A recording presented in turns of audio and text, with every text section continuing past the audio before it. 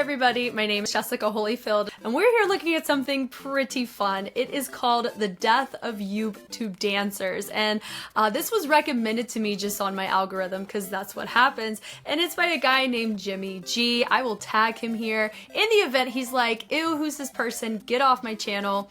Say less. I'll remove the video, no problem. But I did start watching it and I learned very quickly this would probably need to be a video I need to watch blind on with the camera for the reaction side of things and potentially the analysis as well, kind of comparing my notes of history and what I remember and know and what he brings to the table too. I'm kind of pumped for it.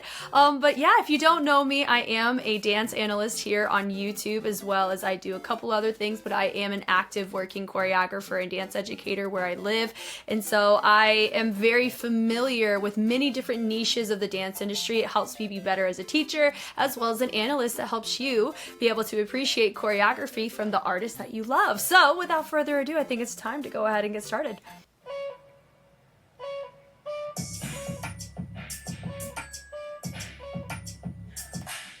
Parkour. Yeah.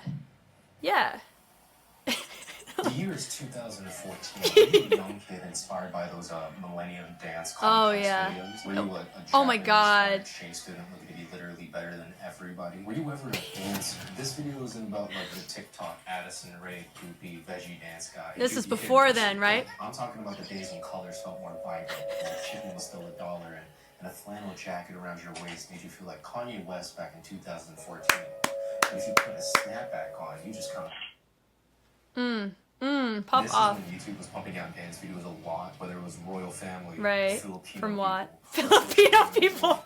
At the time, we had a lot of He used Brian Poe's post and it just said Filipino people.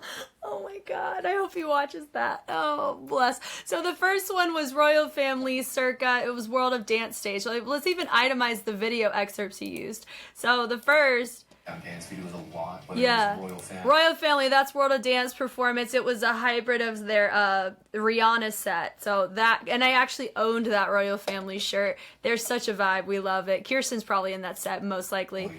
Yeah, there she was. Filipino people. Or Fiction. And then Fiction. So I've mentioned this a lot. There's a move that Fiction does in this very specific set. This is such an iconic set from him, also from Wad, where he does this little matrix animation move where he drags across the floor. He was the first person I personally saw do that. And then anytime you see like in K-pop boy groups specifically, you will notice that move. So if you're curious as to whenever I cite on my analysis, when I say, it's that Fiction video, or that reminds me of the drag. And you can also see Sala in season 6 of Street Dance China do like a hybrid of it, really cool. That's the video specifically I'm talking about, is this one. Things little at the time. There was a lot of content to just sit back and relax after school as you try to forget how Rebecca projected you at prom and now you can't do a certain choreography at lunchtime. I actually danced for a really long time. Look, I'm even in a dance video with the backpack kid. Look, dude. Bet Yes. y'all didn't know that shit. But I didn't. Keep it real with you. But I have opinions. Look, I need an iceberg list of dancers if you wanna take a look. Hold on, let me see. An iceberg list of dancers. K-pop class instructor. Offset, walking like a Carlo. Hold on, boy Miho. Mainly every dance team that regularly competes at 5. Mr. YouTube, I'm John. Hughes, Sora, yeah, Concrete, Paris, Sienna. Wow, he put Paris at mid. Oh, yeah. Community. Oh, no. Hold on. Selena Cedro, Franklin, Kita, Shay. And then in the, like, kind of smile, dash Jake. Brian's, like, right there in the middle. Keone, Mari, Ditto, JoJo, Tight Eyes, every dance team from ABDC. This list is phenomenal. Megan Platoon, Chachi, Ian, the twins. Oh, my God. There's basically 2 kinds of genres of YouTube dance back in the day that really shined. Is he using the sound that's from Kingdom Hearts? That brum. But the first one, yes, I like to call. Yes, it is. Corn. The cornball era. What? Jabberwocky. That's me as a kid trying to learn Jabberwocky's Icebox choreo from America's Best Dance Crew. Oh yeah. Definitely not me right now. This not. Wait, no, don't click on it. But I want to. 29 years old. Rating. Question. What do you get when you add a Timbaland beat with an Asian from the suburbs. Exactly. Matt Stephanie. He showed T-Trix, but it's Matt Stefanina. Oh, Lord have mercy. Matt had a chokehold on so many people. I mean, he had a chokehold on me for a hot minute. I think it was like in 2013 it was mine. Matt Stephanie. No more, though. Complex is a dance studio in LA that showcased a lot So of monotone. with Matt and along with others starting to become the face of this place because they were doing a lot of pop songs. Were you Yeah. banger? 5 more hours, bang. I've learned Chachi Dark was Horse. Chachi with the Chachi pants from I Am Me. This is what we call the industry dancing. Choreography here have sharp angles, big ass facials, and a bunch of kids like Jade Chenoweth that you. Look at Jade. Oh no, I muted you. I'm so sorry, Jimmy. Let me go back. Big ass facials and a bunch of kids like Jade Chenoweth that you crushed on back in high school. Yeah, let me also say this as a side note. I don't know if he's gonna play it, but I think one of the most iconic Jade sets, honestly, one of the most iconic Millennium classes that I feel was the Trisha Miranda's choreo to, oh my gosh, how did I, I'm saying this, but I forgot what it's called. Please hold. Trinidad girls. That choreo, Jade was so freaking young there. And I remember there was an assistant there. His gum flew out of his mouth and he caught it on beat. Like that to me, I think is still one of my top 3 favorite Millennium Dance Complex class videos I've ever watched in my life was that one. I digress. I don't know if he'll play it or not, but Jimmy, you're a real one for pulling this footage, man. Probably a huge influence on a lot of kids back then because you see them at a young age and you're like, oh my god, they're so Oh good. my gosh, they're so cool. Oh my god, Bailey saw. Look at Bailey. At the Old Town Road choreography. Yeah. So sick. She had like the iconic Damn. bob too. But now she's grown it out. She's had pink hair for a long time too. Right there.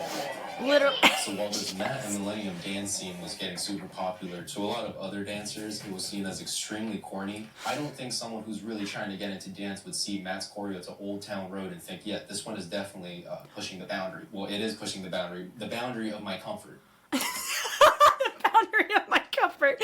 Oh Lord. Also, I'm gonna call it what it is. Matt doesn't have groove, and I think that's why it looks so stiff and awkward. Because groove derives from the torso, specifically in the chest and the shoulders, and then the hips and the core support it. Shout out to Castro for that groove breakdown on the mechanics on the popping side, at least. So the fact that he doesn't really use this that much unless it's for an isolation purpose, that's why it feels so stagnant. Does that make sense? And also, I don't know his life. He can live it, do whatever. You know, that's fine. But it's that's definitely an interesting thing whenever you see like his choreo done when he does it versus when other dancers do it. That's why some other dancers may look better doing his choreo than he does. I would say there was a class, I forgot what it was, but I remember it was the first time I ever saw Sienna Lalau do a class choreo, and it was to one of Matt's choreos, but she freaking bodied it so well because she had groove.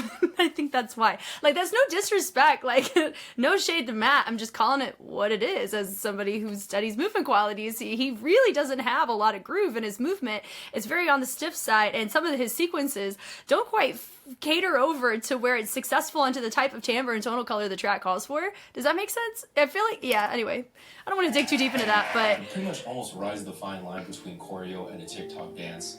But to his defense, he was really the first one to kind of go viral as a dancer online and gave kids a jump start in their dance career. But I'll never forgive you for going into crypto. How could you, man? Along with the industry scene popping off, you had solo people as well, like Fiction, Ditto, Chachi, this guy. yeah, he's from Dragon He House. said them all.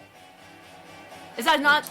That's nonstop from Dragon House on that. He's dope. I saw him live in Atlanta because he was a judge for a WAD Atlanta, and he's legit. He's dope. You Animation. don't know Lay Twins. The twins. You hate Lay Twins? What? You don't know a single one of these dancers would still watch to this part of the video. Thank you. Alright, here's me glazing them for 60 seconds. Open that fridge. You know what? I still can't tell them apart. This video is wild. Oh my god. I would say they battled pretty good. Larry and Laurent are twins from France who self-taught themselves and started to gain notoriety after their 2010 World of Dance competition. Now back then, I used to watch their videos a lot, and to be honest, if you show me 2 seconds of a random dance clip from them, I could tell you what year and what kind of moves they were about to pull off based off their clothes. Just a book competition with 2 people, I forgot their names, especially because Laurent has a signature baggy blue pant and a flannel. He says this, like, Prime do this iconic one leg dead drops on there, just gonna do his thing, being Larry. And that was super impressive. Or they say they didn't make the choreo up, but actually had a twin connection. But looking at this for the first time as a dancer, I was like, wow, what a freaking segment this is legitness. And they all got to verse themselves in the same year in Japan. Oh my god. And then they also oh my god. This is so unhinged. This is amazing. I'm not ashamed. I'm not ashamed. I'm not afraid. And even if he's just pulling analyst energy like what I do in 2024 and what he was pulling back then. Hey, dude, we love it. One member was accused of fathering and abandoning 37 children. What? Complete dicks in real life, you gotta hand it to them that their dance style kind of shifted a bit of the scene to have more glitch movements. For example, take Ayo and Tio. You know, back in 2014 when people were glitching with this one dance move. They were pretty much confident in Lay Twins. For one, they wore their pants backwards like Lay Twins. And number 2, they actually met up with Lay Twins and was basically dancing the same exact way as Larry. And there's nothing wrong with that. I'm just saying it's fun knowing these little Easter eggs. Stop.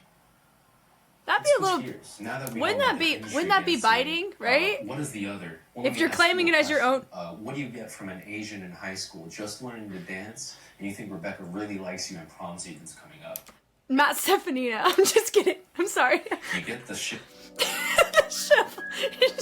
I recall that fateful day as if it were but yesterday. Oh my god. The battlegrounds lay buried Transport. and desolate.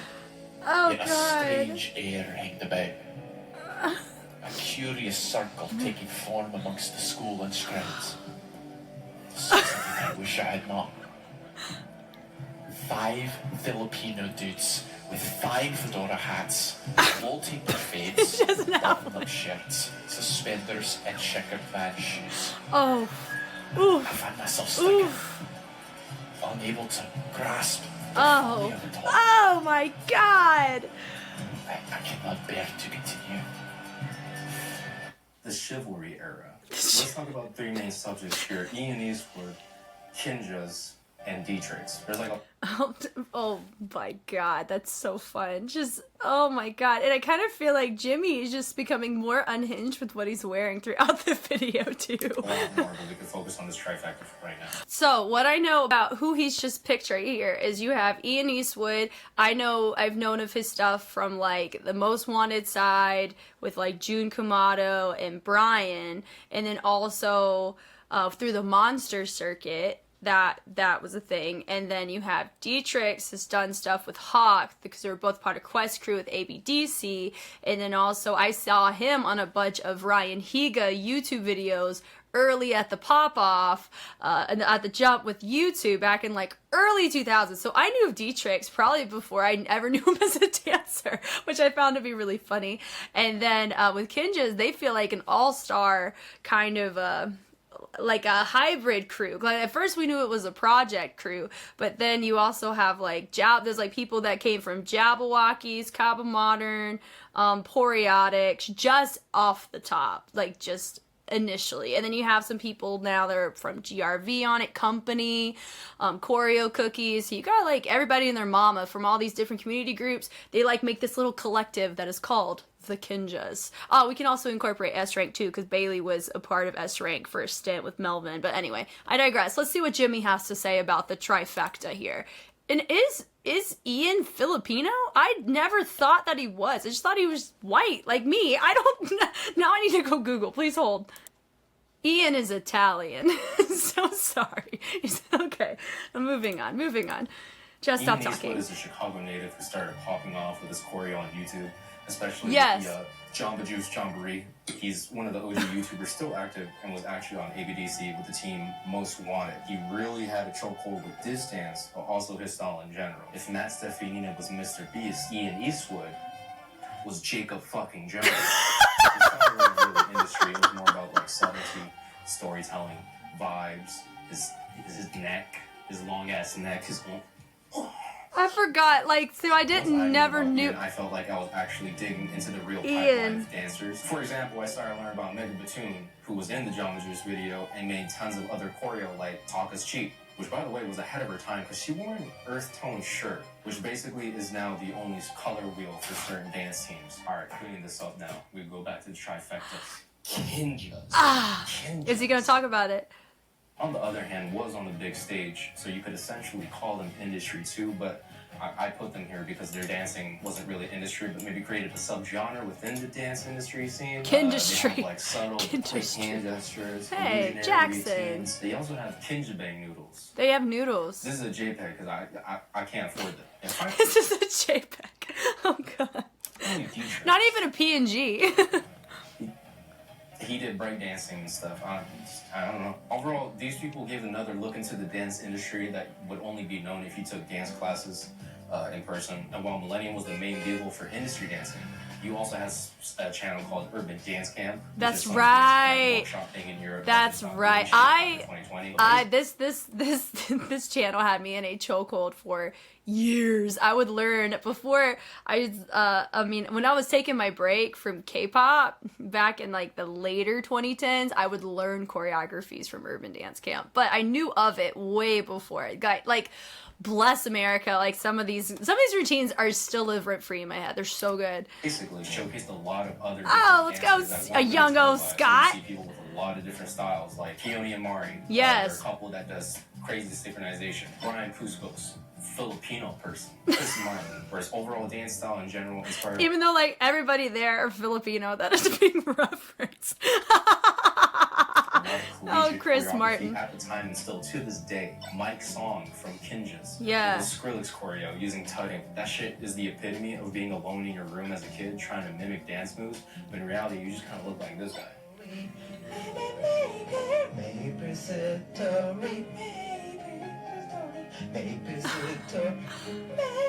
Dude. Right, cool. Now we have Sugar. Okay, we do need to we gotta talk through who we referenced here. Okay.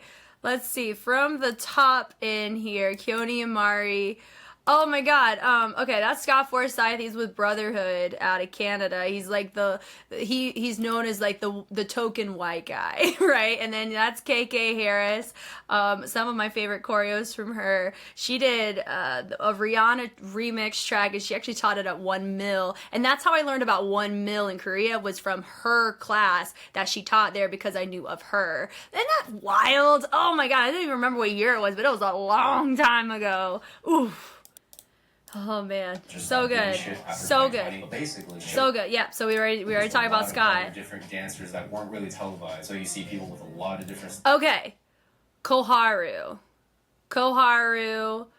Oh my god, if you do not know who this woman is, she is incredible. If you follow me for K-pop, she is Taemin's move choreographer. She is the bomb.com. I knew of Koharu here before I ever dived into the analysis of K-pop side of things in the 2020s. She was phenomenal. I admire her so much. And also, she was with, she did a little video. I actually showed it. It was a collab with Straw Hats. That's just like, like that mess is still so cool. Like Jabberwockies with the mask, you have Straw Hats with like the bodysuits with just the straw hat. Like that's like low-key creepy, but such a vibe. But her movement quality, I've always enjoyed. Hers are like, outside of Keone and Mari's choreos, I really liked what is it? Oh, when Anthony would do stuff on there, when Franklin, I really love Franklin's movement quality. Dylan Mayer's stuff was always good to me, and then Koharu is like up there. God, so good. Styles like Keone and Mari. They're a couple that does crazy synchronization. Yes, and they have great personalities too. Now, Brian Puspos, I already mentioned, he was with Ian, with Most Wanted, with Jun Kamato. Filipino person. Yeah. Chris Martin was on Choreo Cookies with Keone and Mari, and then, oh my god, who else is on Choreo Cookies? Like, everybody in San Diego. Just kidding, I'm just teasing. But a lot of, and what's really fun too is that with Choreo Cookie specifically, I went to Body Rock just to watch this past year, and I because I wasn't like affiliated with any group or anything, we just got seats wherever, and me and my parents were sat right in the middle of the Choreo Cookies fan base alumni section, so obviously we had to cheer really, really loud for Choreo because that's the only way to cope with the hypeness of it. It was such a great vibe, pun intended. But yeah, that's really, really cool. And then Chris's choreography, I think how he teaches is probably one of my favorite teachers I have ever encountered online, because I've taken a lot of online classes from Chris, but never any in person. That would be really cool. But I digress. My point being, Chris is a freaking phenomenal teacher, not just choreographer, teacher, and I really value that. Overall dance style in general inspired a lot of collegiate choreography at the time and still to this day. Mike Song from Kinjaz. Mike Song, yeah. Choreo using tugging. That shit is the epitome of being alone in your room as a kid trying to mimic dance moves, but in reality you just kind of look like this guy. And then, of course, I think this is really funny though. The K-pop is actually pretty impressive. Very different styles that still popped off and got popular in their own way. So what exactly was the fall off? That's the only way to get a lot of views as a dancer is by dancing to big pop songs. And how can you make money when your Lil Nas X choreo gets a copyright strike? What do? Get into crypto? No, I was just making a joke. Majority of these dancers aren't also technically YouTubers, just as the same as an artist isn't a YouTuber. Like, yeah, you have subscribers and videos, but you're not having this be the main goal as a dancer. The dancers have workshops, dance gigs, competitions to go to. And then obviously TikTok. The internet shifted from point-and-click content to scrolling a lot faster, and you can still be impressed. I also just want to reiterate that Matt's into crypto now, and is trying to convert his followers from Web 2 to Web 3. This is canon. The tweet is still penned. Now that we're in the present day, this kind of just feels like what a high school reunion would be. Just checking in on these people a few years later. That's actually a phenomenal way to word it, because everything you talked about is such a niche era that, like, for me is ingrained in my head, and it's not something you just learn. It's something that you like experience on the internet, and then it just sticks with you. You know what I mean? Like, this was awesome. Yeah, Matt. It's Mr. Beast. I know we did it earlier, but his humor is really fun. Oh my god. That's crazy, right? Yeah, you know who else was? Brian freaking Puspos, and Dom was in there too. Jay Kodish, yeah, Brian. Puspos, Devin Cornell, Nick Joseph. Yep. But also Dom. You can't forget Dom. Tony and Mari, they're in a Justin Bieber music video that one time. They were. Kid. PewDiePie happy. Oh my gosh, like, I mean, she's such a ham. She's so cute. And honestly, watching Keone and Mari celebrate their daughter, and they do it in such a really dope, creative way, but it's such a great way to make memories, right? And they're now, like, they've been sponsored with Nissan, and so their commercials or ads they put on their Instagram are top tier, like Super Bowl quality humor. Do you know what I mean? There's like regular commercials that are like, haha, and there's the Super Bowl ones where you put really special concepts for your product. Like, low-key, you could put a Keone and Mari Nissan ad that they put on their Instagram as the Nissan Super Bowl commercial. People would flock to go buy that thing. The end. Megan Batoon, she's a blue-collar worker. She just builds shit now. Dietrich's? Is she with, hold on, see, is she with Fable? Yeah, so I actually learned of her. I may have seen her, but like actually heard her name because she helped design Fable. If you don't know what that is, Philip Jahib and Mackenzie Dustman, and Sean Liu and they have their own little collective. It's so dope to watch. I'm actually a member of it. I'm on the Travelers plan because their spot is so sick. And side note for all of my followers, you'll be seeing me doing some of my analysis in one of their rental spaces. So I'll make sure to let y'all know what it looks like. But anyway, my point being that I knew her because of her designs that she's put in, like that she helped create the Fable space. If you don't know that, yo, go to Instagram. Like it's like legit. Like I'll advocate for it, and they didn't even ask me. Like, it's such a dope spot, and I'm so excited. Like, I'm actually more excited to go check that out than being in LA. You know what I mean? Like, I'm very excited. Anyway, moving on. I thought that was so funny. So what do we get out of this? Well, for one, I got fatter, I admit it. But two, while these dancers come and go, you can still get that excitement as you did when you were younger. You just gotta download TikTok, go on IG Reels, just dig a little bit deep in the internet, boom, Audrey Lane, her textures are dope. Dig a little bit deeper, boom, Jello. Yeah, crazy oh, ass dancer. hey, Audrey Lane. If you didn't know, those of you on my channel, you should be pretty familiar with Audrey because we watched her during her time as Street Woman Fighter Season 2 under Jam Republic. She freaking bodied. She did great. So many people were like, no respect to her, at least on the Korean side. And she said, oh, let me just drag myself on the floor and parkour for you. It was a whole vibe. I loved it. Dig a little bit deeper.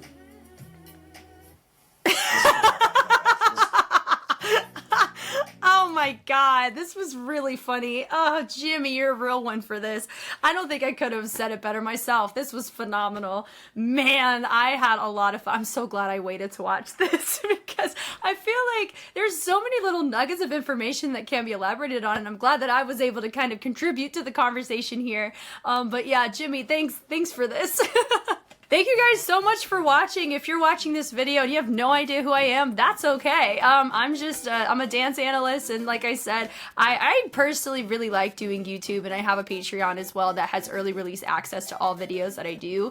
I like to analyze movement qualities. Specifically, the niche right now is with competitive TV shows that involve choreography, battles, things like that, as well as the K-pop scene, because there's a lot of overlap, fun fact about this, of a lot of the choreographers he mentioned have heavy presence in the K-pop scene over the generations. And so for me, there's a really nice overlap between the two, and since my implicit understanding of the choreography scene there on the West Coast to being able to see it in K-pop, it's really cool to kind of see the correlations and the fingerprints of these choreographers, like what he said with Jungkook and so many heavy hitter dancers that have had a huge influence or investment within the dance scene. Has been really cool to talk through as well whenever we encounter it. So if you're somebody that really enjoys K-pop and you like these types of choreographers, I try my best to be an advocate for the joys of the choreographic flow and the reason why these choreographies exist to the types of tracks and why they work so well. And also, like I said, I analyze movement quality and help find chronic isms that happen within groups at their debut and how they modify, adjust, and turn into who they are today in a really cool way, but through one analysis of their discography at a time. So if that interests you, YouTube here is great, but if you're like, Jess, I want it all, Patreon has all of that, all fine and dandy. And so, Jimmy, thank you again for making this. If you're like, Jess, you suck, don't take this down, I'll be like, okay, cool, and I'll take it down. I may keep it on Patreon. I'm just kidding. I'll take it down out of respect. If you're like, no, this is, I don't want you here, I get it, that's fine. But yeah, you guys know me, I know you, I'm Jess, and I will catch you on the flip side. Bye.